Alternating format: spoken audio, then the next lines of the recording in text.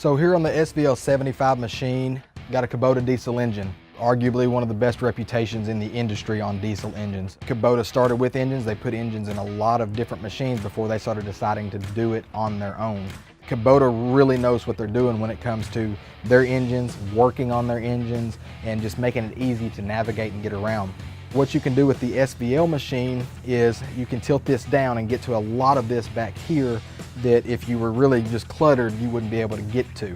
Without ever lifting the arm, you can tilt your cab up 72 degrees to get to anything under that you can't get to from the back. So as far as your routine maintenance, anything that needs fixed, down the road, Kubota really makes it easier on that user to fix these things without having to break the whole machine down to do it.